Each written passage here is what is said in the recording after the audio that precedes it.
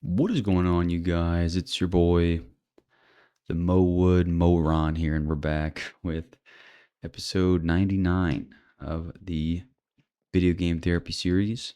If you don't understand the name, it's okay. Nobody does. I actually have a story to start off this first part of this episode today, in relation to the name, the Mo Wood Moron.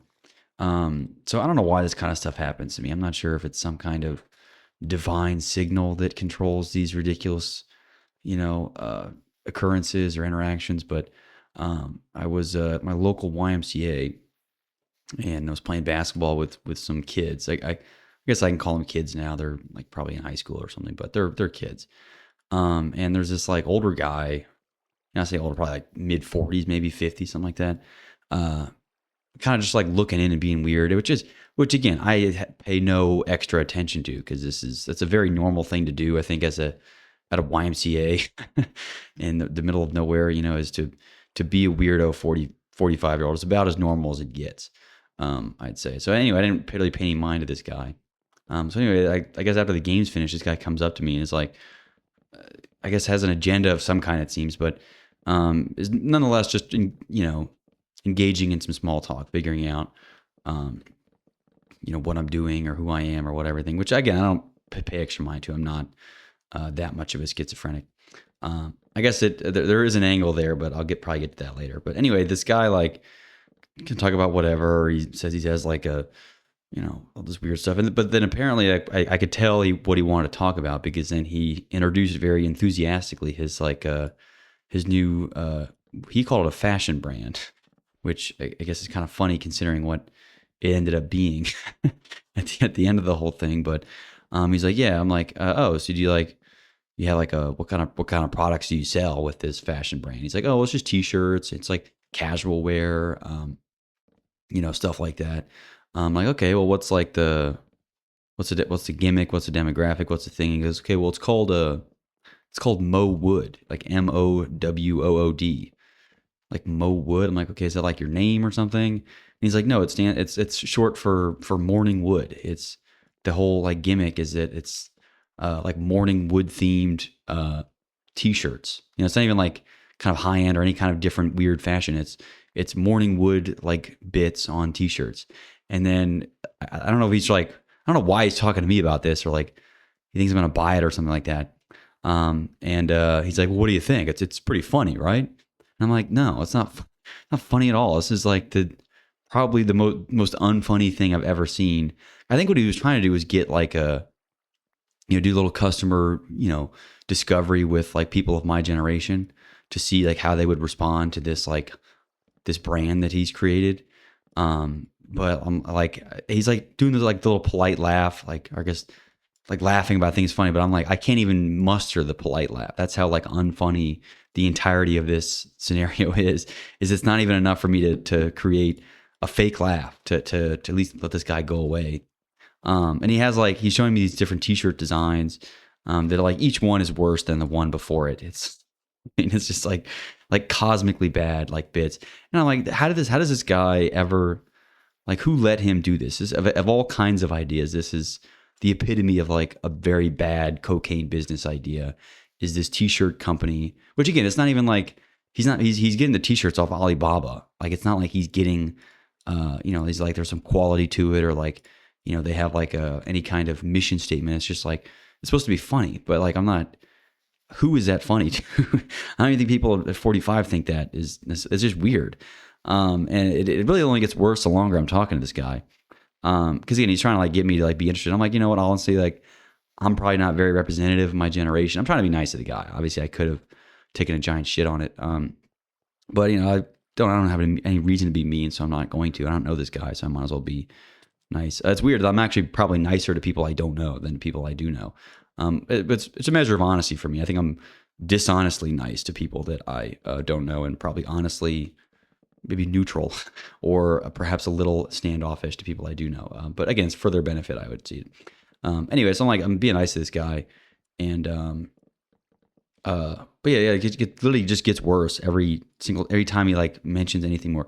And so he's like showing me these designs, and they're just getting like they're like very I don't know. You could call them all. I mean, they're offensive just on the sense that they're just not funny at all. But then he's like, yeah, I got a buddy of mine who like worked at Disney, and he's like, he did like the designs, and he said it would be a huge hit with the LGBTQ plus community. And I'm like, what?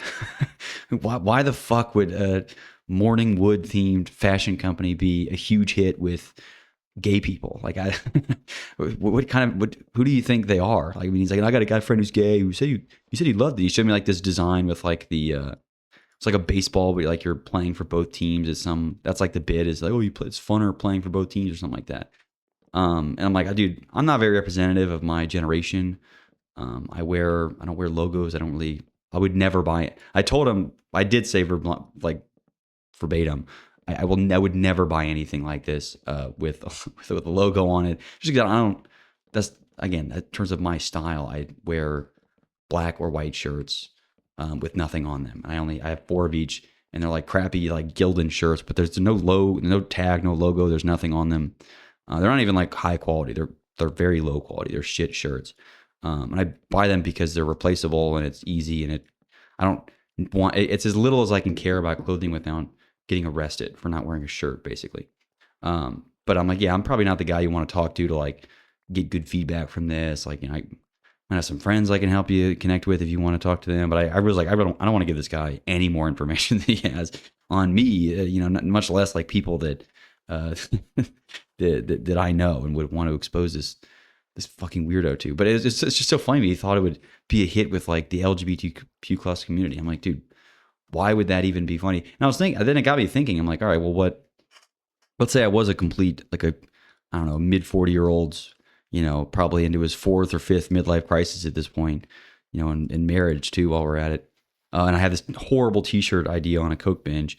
What are my ideas for things that would appeal to my generation? Because I think that's the whole reason he was talking to me. He was trying to get what would appeal to my, because obviously he thought it was funny, and whoever his dumbass friends are, whoever his bad friends are, frankly, because whoever told him that was a worthwhile idea is a bad friend, objectively. I mean, unless they're dumber than that guy was. But I was like, oh, what would be representative of my generation? I'm like, well, we're kind of defined very, I don't know, we're defined by this like, I guess, severe nihilist in one way or the other ideology. I guess you could be a literal nihilist, and like, I guess that many are, or like a accelerationist nihilist, where you want progress to an end that just brings the end closer. It's not even. So I guess you stand for progress on some kind of thing, which is kind of a paradox of. I think I talked about that in one of my older episodes of like progress being paradoxical. The way I was thinking about it, I guess earlier in the shower was even too. It's like I guess if you're framing things as like, oh, well, the reason we need accelerating technology is like to save people's lives from like diseases that are preventable. Like imagine if we had cured polio 100 years earlier or something like that. And I'm like, I think ultimately, not to take like an infinity view on things, but like 100 years worth of people dying of polio really isn't, it stands like, is nothing in the face of infinity. You know, not to say that we should assume that we'll be around for infinity, because we're not going to be. I don't think. But even less, I don't know that if it took us 5 years longer, but we played things, we were more careful about the way we invented and, you know, used technology, that it would have like saved that many more lives. Again, for what really? I don't know, it's just I hate the stance of like, I guess this nihilistic acceleration is being like purely on the fence. Oh, we could have saved lives in some sense, versus like, sure, it might take us longer to invent things if we were more careful and we didn't just like, there was no, I guess, no other thought or nuance that we, you know, criticize new technologies for. If we implemented everything, it's like, well, we could save things as fast as, imagine. But also by that logic, then like, why wouldn't we, like, then slavery would be on the side of the accelerationisms, because it's like, well, it's, you know, it's fuck these people, it's all for the benefit of people later. It's like we're making an investment into our future. It's like, well, at some point we have to, the people that are alive now have to have some kind of life for themselves. Otherwise, like, what's the, even a biological purpose sucks. Like I would want my species to go extinct if it was just either, if it was either slavery or this, like, I guess, slavery of some greater progressive ideal that would be just as hell for me anyway. Well, anyway, I guess all back to the t-shirts the dumb t-shirt idea that I was thinking. It would be like, I don't know, something nihilistic. in terms of like we're fucked. So like one slogan I had was like "fuck me, am I right?" Am I right being like AMIRITE, or am I right, or like I don't know. I guess it could be an apostrophe there instead of an I. But just that'd be a nod at just like, I guess thanks for the our generation's kind of screwed, or just like um, or or I just thought of like it's like a white shirt with black text, and the text is just like I'm going to kill myself. I think that would be pretty fucking funny if that was just a T-shirt that people were wearing. It's like, dude, what shirt is that? And I think most people wouldn't be like, dude, why are you wearing that shirt? I think some people like, they'd be like, dude, that's sick. Where'd you get that? I think it would actually be kind of funny, but like, I can only imagine the look on this guy's face, this Mo Wood guy, if I had, told him that. And I was like, I think instead of Mo Wood, it should be, I'm going to kill myself, or I want to kill myself. Maybe, I don't know. You could riff off that idea, but I think, but just with nihilism being the prevailing ideology again, in one form or the other, you can call yourself not a nihilist, but I think if you are, whether you like recognize it or not, if you're like a tech accelerationist, you are kind of nihilist in some sense, sacrificing, I don't know, accelerating us closer to some kind of end, or I don't know, just speeding everything up. I have arguments more around that. I have different arguments that I could craft around that later, but that's not what I'm gonna, I guess, hammer on here. But yeah, so stupid. And then I was telling the guy, I was like, yeah, I just kind of wear like plain. I have like 4 black shirts and 4 white shirts. I just kind of wear those. I don't complicate my wardrobe that much. That's not really my shtick. I don't do the fashion. It's not my thing. And he's like, oh, yeah, have you ever heard of Wish.com? I'm like, yeah, I've heard of. I know what Wish.com is. And he's like, yeah, you can get like high quality stuff up there for really cheap. I'm like, what do you? This guy, okay, this guy's completely invalidated any any amount of credibility you had at any juncture for anything. Like, he thinks that you can get quality anything off Wish.com, or he's like, oh, there's also Alibaba. I'm like, dude, this guy's a fucking idiot. Get me out of this conversation. But like why I was, I guess, suckered into talking to this guy for 30 minutes. I suppose in retrospect, what would have been funniest if, since I know he was going to try to make that, like, I guess he's trying to make a pivot into the gay community, or I say gay just to represent any kind of LGBTQ, whatever. I could have been like a super offended gay guy or something like that. Or like, I don't know, there's probably something I could have done to make it funny or make the guy uncomfortable. But it was in a weird setting for me. I was playing pickup basketball at the fucking stupid YMCA, and then some weirdo 40-year-old comes up to me and is talking to me about morning wood, and I'm like, dude, this guy has a small penis. I can already tell. Like, I don't even need to see this guy's dumb shirt brand or whatever. It's like, this guy's a loser.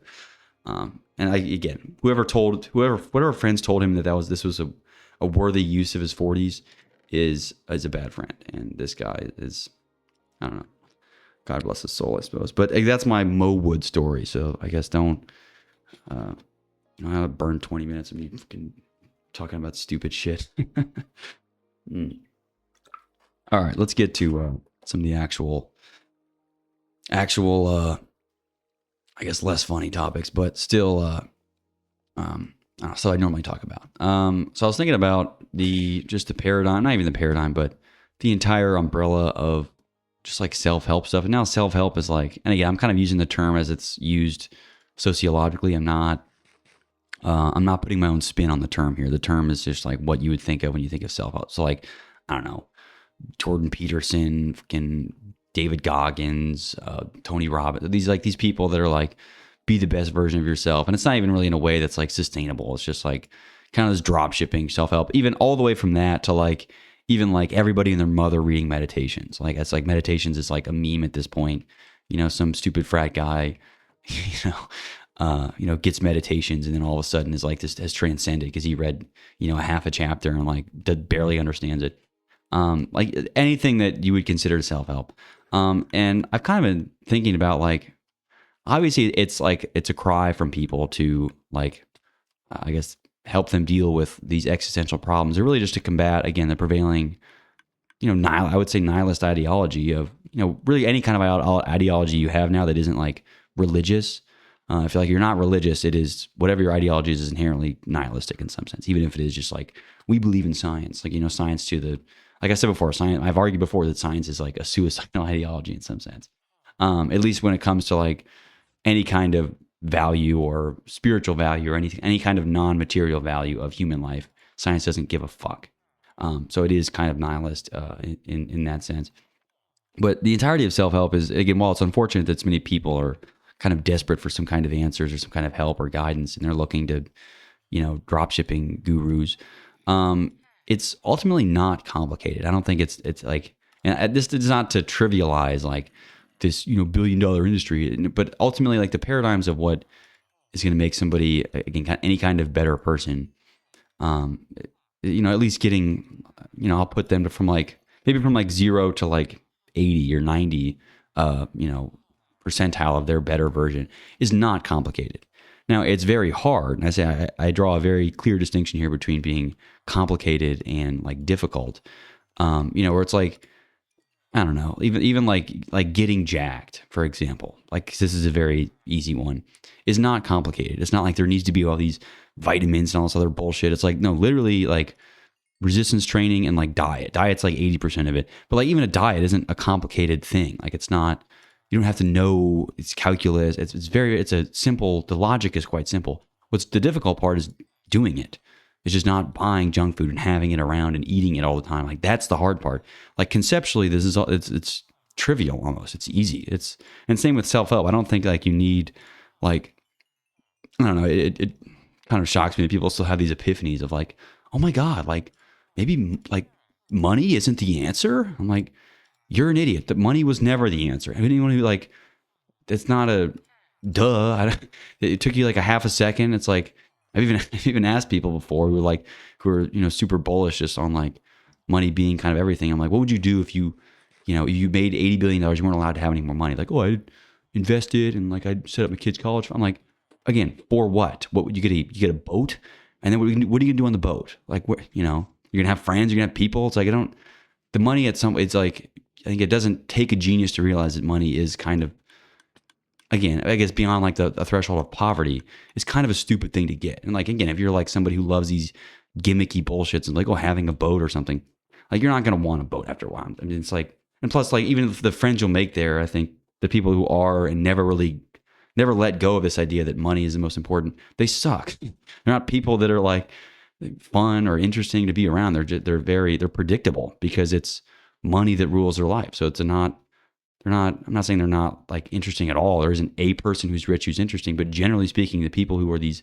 business tycoons are not people philosophically that are interesting. They might be interesting in terms of how they executed their business plan, right, to make more money. But again, if that's the only thing you can ever do is just make money for your whole life, again, I would argue it's not very interesting. I think there's far more interesting people who have come to realize quickly that, okay, well, sure, money might have like maybe somewhere between, I'll say like on the Diogenes level, like 0 level importance to like, I don't know, 20% importance or something at the highest end of like the importance of a good life. But surely, again, if you've, in my sense, again, this is my opinion, of course, if accepted any kind of wisdom or like self-help, you realize that money is, again, no more than 20% of the equation of like happiness and life satisfaction. And again, I think if you're like, and if you push back on that and be like, well, it's like, I grew up in a tough family and money's always been tough. And I'm like, well, I think a lot of this also just like, again, if you're not like literally dying and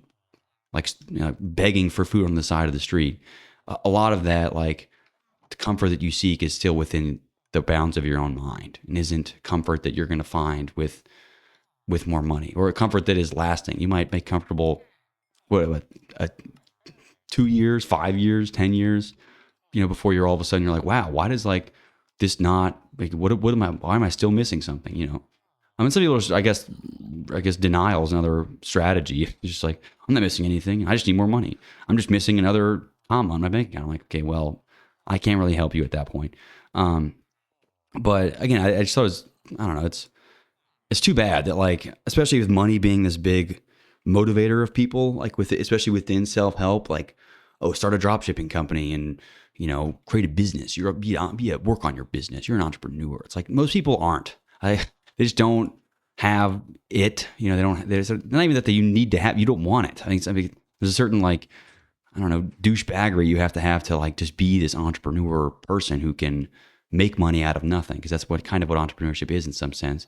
And it's not like people who are truly genuine have a very, very difficult time, because it's not, and again, I'm not really roping myself into this category, but it's because it's not, you kind of have to sometimes put the cart before the horse and be like, well, what if I did have this product for $50 a month? Would you buy it then? It's like, this is like the revolutionary new product. You gotta like sell it up, but it's not really. If you were being honest and objective, if you're giving somebody a diagnosis, you'd be like, well, this is, you don't need this. It's like the argument of like, okay, I could sell this person my T-shirt, but do they need another No, they don't need another T-shirt. And sure, I could try to convince them if they want it, and that's like, and I make money, therefore it's like good for everybody. But like, you just made them buy something they didn't need, and like it's a waste. And again, I don't think I'm kind of like, I think being wasteful is not good. You don't, not to say you should need like as little as possible, but I certainly think some element of minimalist possessions is part of a good life. I think, especially if you have an arbitrarily high threshold of like stuff that you need to survive, um, you're moving in the wrong direction, I suppose, on some level. So it's just interesting to me to I guess, kind of put together that it's not even like it's a some profound breakthrough, but again, self-help is not complicated conceptually. The difficulty is all in like doing it. So I think part of why it frustrates me that there is this giant self-help industry is that it's like you're selling people stuff, but like they're not selling them secrets of the trade, or like, even education on some, whatever you call that, on something. It's like, there's very little of an educational component to it. It's all like a practical, you got to do it. You can own all the books in the world, but you can still be a lazy piece of shit. There's no amount of the books you own is going to like make you a better person or more whole, or like help yourself, I guess whatever you call that. I suppose I kind of consider it to be some amount of transcending the very material condition of humanity. And transcend there, I don't use it in a spiritual sense. I use that in a very, very, very, very, very low level, like reductionist sense. But it's not complicated. It's very simple. It's just, it's difficult. And it's not, it's things that, again, with very, very simple, like even like, I don't know, you can probably have like 3 or 4 rules, like, maybe up to like 10 or 15 or so. And then it takes lifetimes, epochs to truly live and embody those, versus like, more hacks and more tips and shit like that. It's not an infinitely complicated field. I guess just like again, maybe how I define self-help and I'm looking at, I suppose if you're looking at being some kind of self-help, you take it more of like a skilled thing where you want to transition careers, and there might be, then it's like as difficult as whatever field you want to, pivot into, I suppose. So I'm not trivializing the occupation of a doctor just because someone could categorize their self-help as like, them pivoting into being a doctor, but that's not the point. I think my self-help is more of like how to live a good life, how to have a better life, and how to be maybe not even happy, because I don't think being happy is a real thing really per se, but like having some kind of satisfaction. With happiness obviously sprinkled in. I'm not saying a good life is an unhappy one, but I don't think the pursuit of happiness is a virtuous endeavor. Most of the time that kind of ends up backfiring, especially if you're a little too, too liberal with the pursuit of that happiness. But I don't know. It's interesting just to say outright that it's not complicated, because I don't think it is. It's just hard to do, which is different than being complicated conceptually. But the other interesting thing, this is not really related to, it's kind of related to living a good life, but it's one interesting conceptualization on human behaviors and human thoughts and human patterns, is framing everything in terms of how we deal with anxieties. So, for example, suppose that like consciousness is, I guess, the recognition and I guess kind of, oh, damn it. The recognition and some kind of response to, we'll call it just like an anxiety of some kind. Again, you can kind of, I guess, call that, have whatever conception of anxiety you want in your own head. That's fine. But it's interesting to see the different, we could kind of craft, I guess, from that baseline logic, we could craft a bunch of, and perhaps all really, I guess, philosophical viewpoints on what people do and how what people do anything. So like for example, like if, again, consciousness is the recognition of anxieties in your life and how you're responding to it. The different actions and different responses you'd have would be like fear or concern or preparation or humor or anger. Like these are all um, emotions or responses that come out of like I guess stressful situations. And I don't think it's. I think my point with this is really that it's no less valid that um, somebody deals with their anxieties using humor instead of preparation or concern. Because some people, that's like their whole life is just like preparing to die. Is more or less well all it is. It's just like I need to get everything together, like so that I can die.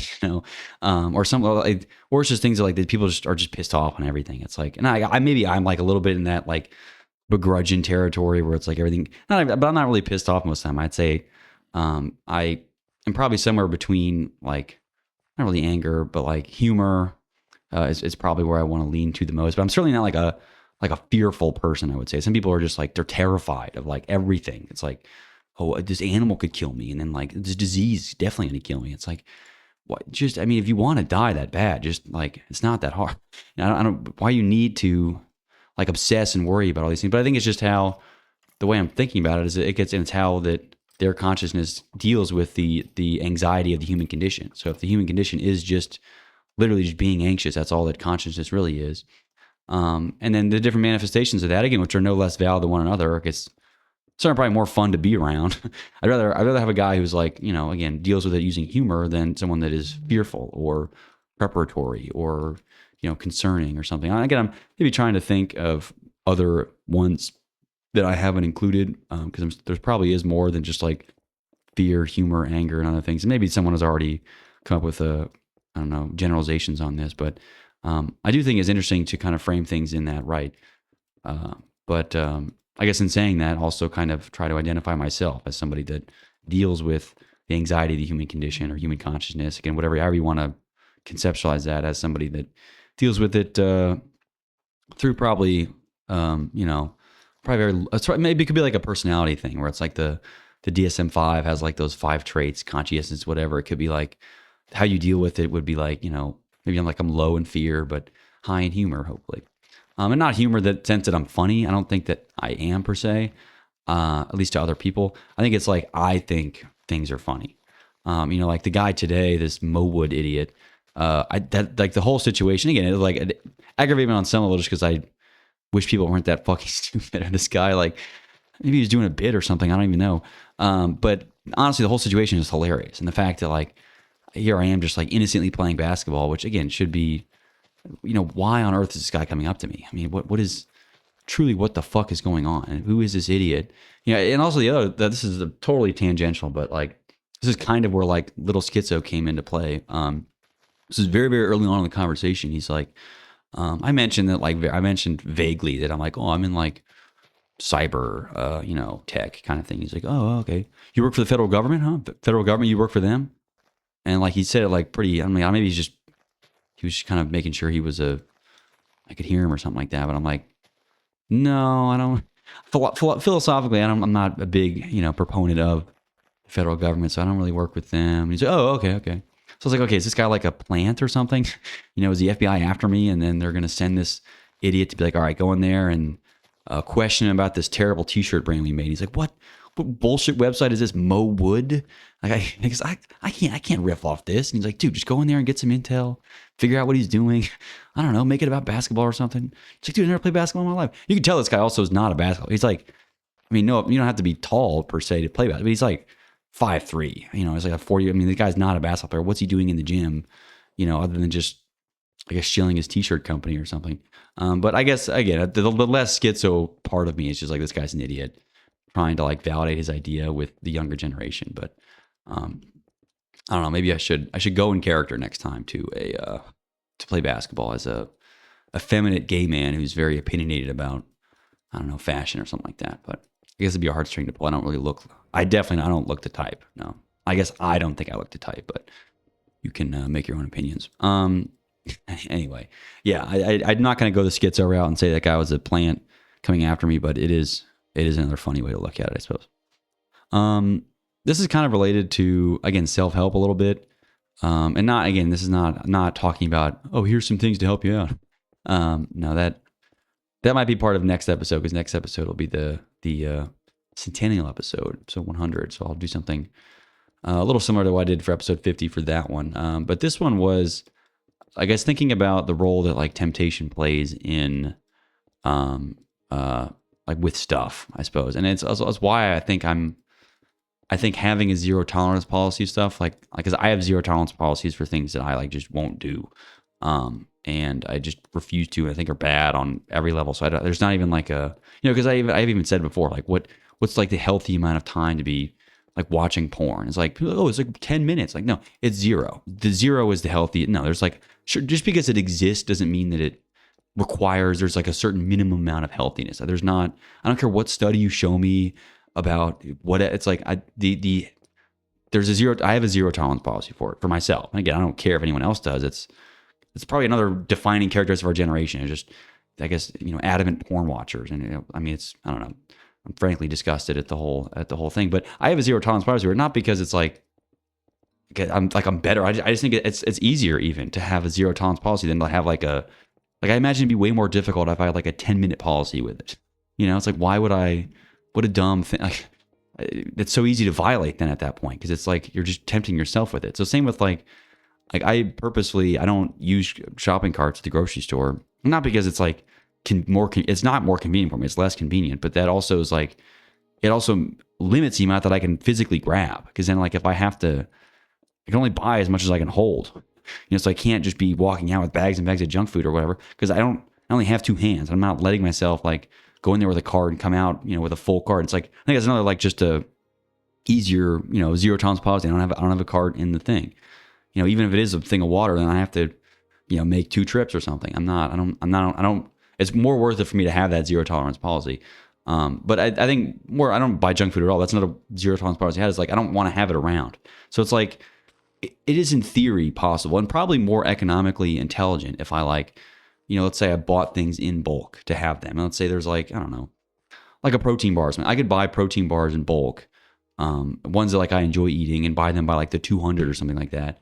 But then it's ultimately like a temptation every time I'm down there. Like, oh, I could eat one of those protein bars. And then if I'm like eating all these protein bars all the time, but like, sure, it's like I might have saved money, but I'm gonna eat way more of them. I just don't want to have them around. So it's like, what's the easiest way to not eat a bag of chips is to never buy a bag of chips. And then you don't have to worry about like, am I going to fall for it and like go eat the bag? It's like, I don't even have it. So I literally can't lose with a zero tolerance. I don't have it around me. Even if I wanted to go eat an Oreo, I'd have to drive all the way to the store to buy an Oreo because I don't have it. And when I'm at the store, I refuse to buy Oreos because I don't want them near me. And it's not even like, again, I would probably eat them if they were all around me and I had nothing else to do. Like, I don't have some like superb like self-control where I can just, sit there and meditate and not do anything all day. Like I have impulse. I'm a human that falls prey to dumb stuff like that. As a kid, I ate junk food, did all that crap. But now I think it's easier for me. I've adopted almost this like zero tolerance policy for stuff, like including junk foods. I just won't, if I don't buy it, I won't eat it because I can't, because I don't have it. I suppose then again, once you kind of break that seal of like, oh, I'm gonna, go to Walmart at midnight or something and go buy a pack of Oreos, which I don't indulge, but that's a way higher like, I say like initiation energy, or activation energy, I suppose, for that like kind of degenerate behavior.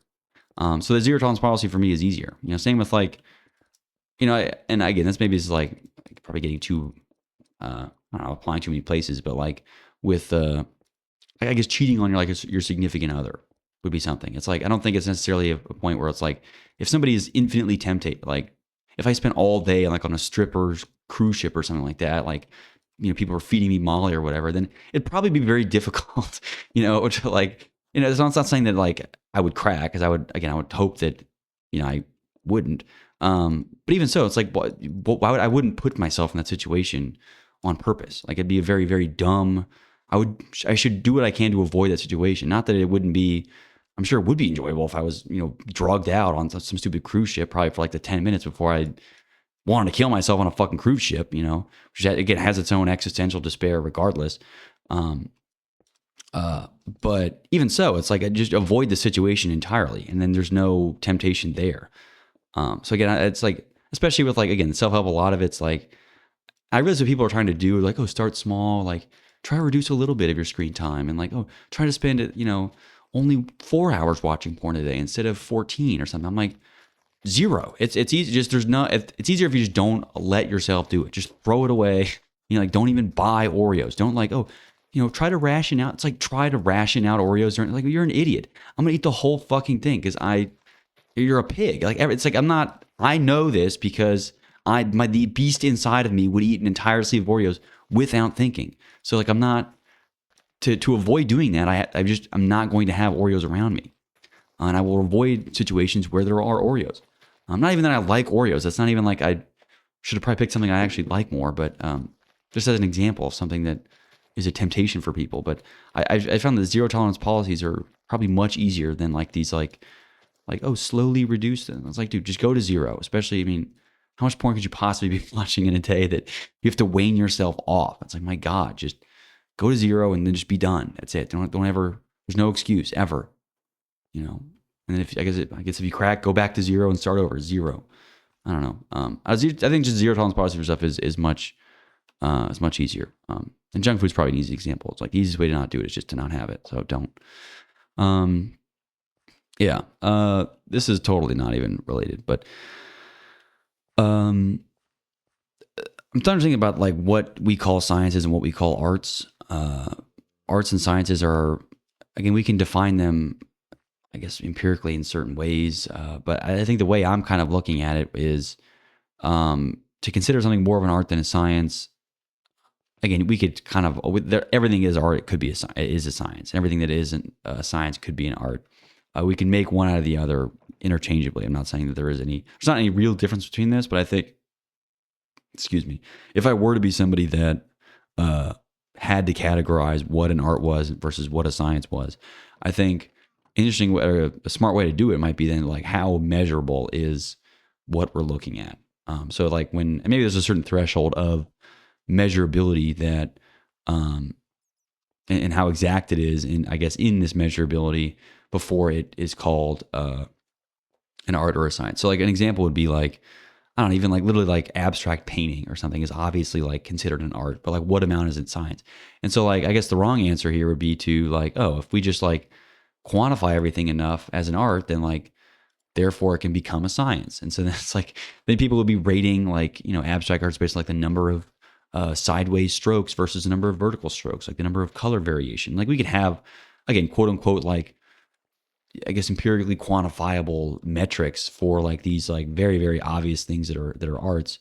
But then I would argue that while it might be measurable in some like this, again, this kind of abstract, pointless sense, it's measurable. You're measuring the number of lines on the page. It's not exact, right? And maybe it'd be exact like the number of strokes, but it's not exact to like, surely the correlation between quality and number of paint strokes has very little to do with it, right? And there's far more subjectivity with it, and so then that kind of loses the vote of it being a science, which it isn't, and it shouldn't be. But I'm thinking about more things that are probably more on the fringe. And engineering is probably something that blends a lot of arts and sciences, and certainly some things I think, even within engineering, maybe. And I'm not going to make any specific arguments here just because I haven't thought about it that much. But maybe things in engineering, again, because it's so practical, might even be more art than science, despite being like something maybe rooted in scientific ideas, as generally engineering is. Engineering is generally, and again, it varies a lot on field, but even like a lot of software stuff. And sure, there is like maybe like UX UI design. It's like, I guess tangentially related to engineering stuff. It's very practical. We're kind of working with users and stuff like that, but it surely isn't.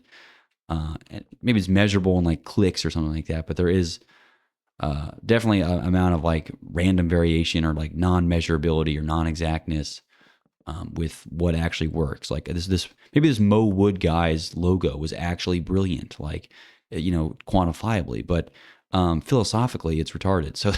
So he loses points there. So therefore we have more of an art than a science, which it kind of even falls within the realm of engineering. But again, how do you measure how innovative an engineering solution is to something, and how scientific is that, right? I kind of got on my soapbox last time with like innovation being the number of patents, which like clearly like, okay, we're quantifying the number of patents here, but like you're measuring something again, which I would argue is an artistic thing of innovation is like, that's inherently a creative word. It's very much way more art than science. Again, in my view, subjectively. But yeah, you're trying to quantify it as in like, and then again, to make some dumb scientific point that like, I don't know, probably something to do with minorities, maybe, I don't know, or, gay people being more innovative, I don't know, by like number of patents. But again, you could just file a bunch of phony patents. I'm not saying that they're doing that, but it objectively is very possible and is not even likely. It's happened. Like, you can get bullshit patents. Like I said, my friend is going to get one for jerking off. It's just not, it's really just a testament that this doesn't mean anything. You could just, there's companies that their entire existence is just trolling people. And sure, while there might be like thousands of people like filing legitimate patents as individuals, there's ultimately like one Google can be filing tens of thousands of patents if they want on literal bullshit just to like soak up, intellectual property space, in the off chance that they need it for something later. Even like there's a lot of technologies that are patented not because they're being used, but because simply they just don't want anyone else to use it. And I even made I think I mentioned this when I read about it, was that Ford had like this, I don't know if it was Ford or Tesla or something. Somebody patented the technology of like a self-possessing car. So like if you miss your car payments, the fucking car would just lock itself and drive you and the car back to the dealership so that they could, I don't know, beat you up. It's like, I don't think if you don't have any money, I guess you can't pay it. But like, was it going to tell you what the fuck's wrong with you or like question you or something? I guess it could just beat you up and like take your money, whatever you have. Clearly not that much to make car payments. Either way, like, again, my mind kind of goes to this dystopian application of it, but it's very possible and probably likely that Ford is just using it just so that no one else, takes that and uses it. And not even that, maybe then it's just so they have it on a rainy day, just in case they need it, right? It's like, oh, we'll make these nukes, no, we're not going to use them. We just want to have them. I'd rather have the nuke and not need it. It's like, okay, well, I guess and that logic might apply to like, like owning a gun for an individual, but we're talking about a gun that just is the end of humanity. It's like, I think fundamentally these are different scales. I don't know if we can really compare, some nobody owning a gun to like a corporation owning the end of the world, right? You shouldn't be able to patent the end of the world. That shouldn't be granted by the USPTO as like a thing you can get. It's, oh, here's the end of the world, or Armageddon is patented, which probably that word probably is, honestly. I'm probably infringing somebody's stupid patent there right there. So it's like, I don't know, sue me. But yeah, anyway, I don't know. So it was interesting trying to quantify the difference between arts and sciences. I think it is, not that it is important or necessary even, I just think it's interesting to try to quantify quantability, right? Because that's really what it is in order for something to be artistic, it's almost like unquantifiably or like very low quantifiably quantifiable, right? I think because everything technically is quantifiable. Even like something as dumb as like degree of self-awareness or degree of consciousness. Well, it's like something that whatever the measurement is, I would argue with it because it's like bullshit. It's not a objective, like measurable thing. It's not like a 3 inches as like a thing,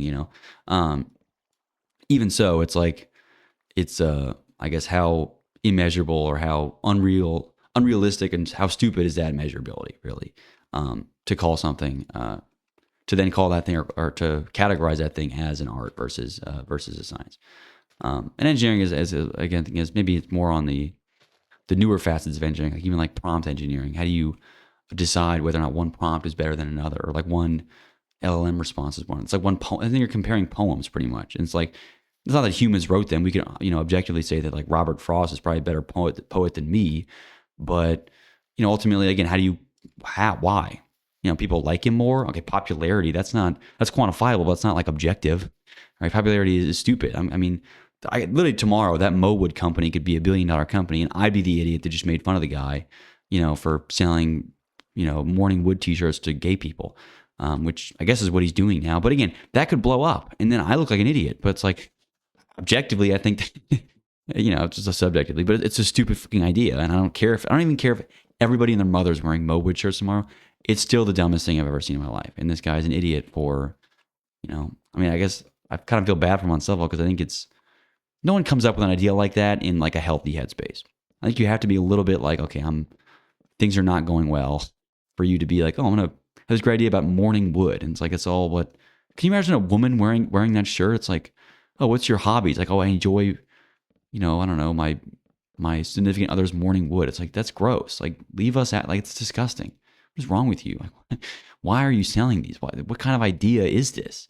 What kind of shower are you taking that this is the idea that comes to you in the shower? And then why would you execute it? You built a full website, like, he hired photographers and stuff. Like, this guy is a nut. I don't know. And this is part of the reason why I end up so cynical at the end of the day is that I just don't. Surely there's something better that guy. Not even like better, and even I guess if this is really his best, but like I imagine there is something more. He could have spent longer in the library, right? Longer with the classics, maybe longer with a history book. Really, I think there's just so many other things that I would subjectively say is more worthwhile of his human agency than doing that. Because an LM can turn out companies, unfunny companies for, fashion companies that sells Alibaba T-shirts with stickers on them. It's what a joke. I don't know. I'm kind of ripping on the guy, but I was nice to his face, so that counts. I feel like I can be nice to a guy's face, but then a dick behind his back. That's fair. You get one or the other, right? You don't get you don't get both.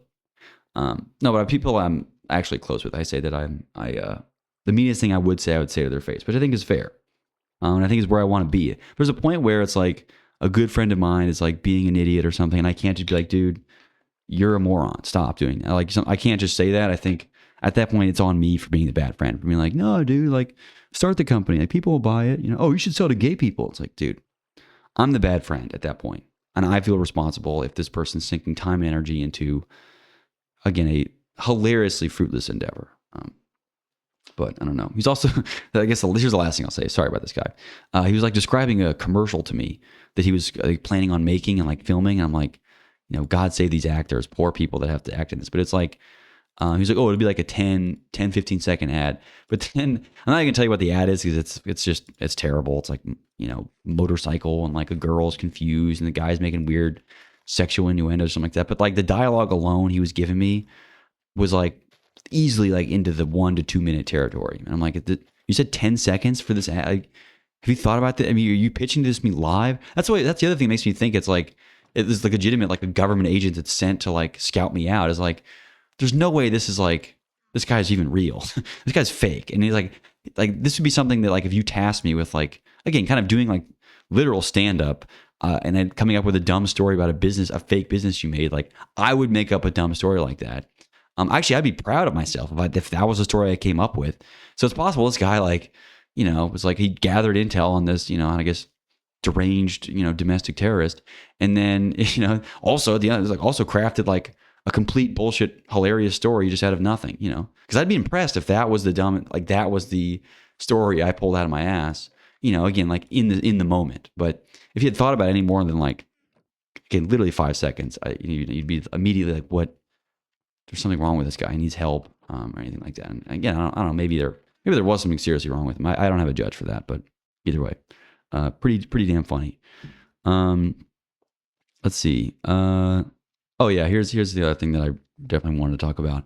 I saw the word fatalism being used, which I'm familiar. I've seen it a lot. I'm familiar with like the general concept, but I think I did a little bit more looking into it and defining it and thinking about fatalism, and more or less, if you're unfamiliar, which again, I guess not that long ago I was, it's basically like it's kind of like, it's not giving up in the sense that you're like a doomer, because I've talked about how being dumb being a doomer is, but it's giving up in the sense that like accepting that like things are the way they are and are unchangeable, which I do agree with, that there are things that are unchangeable. There are things about you genetically that are unchangeable, about your I guess like you're not going to get any taller if you're, over a certain age, like I guess in spite of surgery or something like that. But even that is like not, at that point I have other questions for you.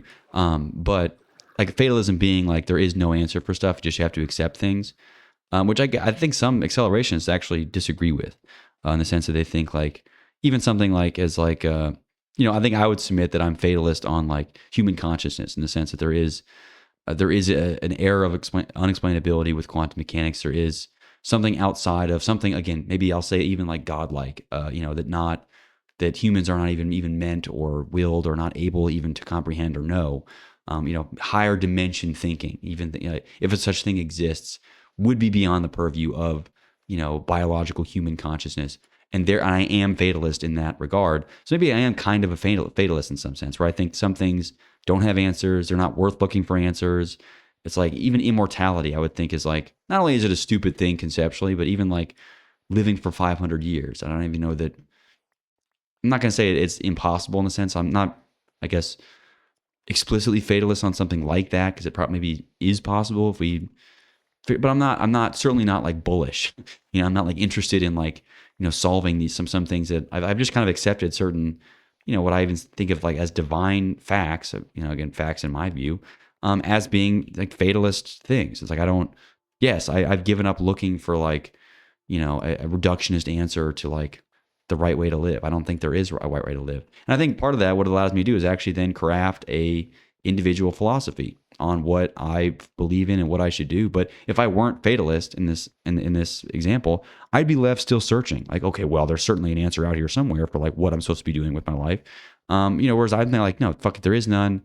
You got to make it up. And like, and I think me being a fatalist and being like, look, I don't even care if I'm wrong. Fine. I think waste less of my time, again, wasting whatever time we want to call that, by just accepting that there probably isn't a fucking answer that I'm going to figure out. My little dumbass is going to figure out. So I might as well just make up my own philosophy on how to do things and do things, and do it, again, my kind of believe in make my own kind of little quasi religion of sorts, not really like a spiritual one, but one that like, here's my philosophy. Philosophy is probably a better word than like religion. It's not religion. It's just a personal philosophy on things. But I think you can't really craft a personal philosophy if you're left searching around others and like searching around for this answer that the external world has given you. And again, I think I'm fatalist in the sense that the external world has given me no answer. So I make my own freaking answer. And sure, maybe it's like I'm still amending it and it's not like perfect. So therefore there's like still this element of like you're kind of living in naivety, but that's like good. That's fine. That's also part of my philosophy too. So that fits right in with my fatalist worldview, that there isn't some fucking answer I'm going to figure out. And all of a sudden it's like, oh, damn it, I should have made as much money as possible. Like, turns out, heaven costs $4 billion. And it's like, what? No one's going to figure that out. That's not how it's going to work. Even if it is, then too bad. Great. I don't care. I give up. I'm not going to be fighting my whole life for something. It's silly as that. I'm going to, I guess, let go and just and craft my philosophy and live that way anyway. Even if I am wrong, it's fine. So I guess I would say I am a fatalist in that sense, at least in this context. I don't know. There's probably other contexts where fatalism basically means doomer, which I'm not a doomer per se. I'm a fatalist in the sense I don't think that there's no answer. There's like, some things have no answers. And I think like, what should I be doing with my life is one of those things where there is no fucking answer. And I'm fatalist. That's it. There's no answer. You got to make up with yourself. You have to create your own meaning and your own goals, your own stuff. It's like you can, again, keep searching for stuff, or you can steal other people's ideas or do whatever. I guess my GitLab's out there. You can steal my fucking my stuff. But either way, I don't think that it is. I guess I'm a fatalist in that sense. So there's no correct answer. But anyway, I'll wrap it up there.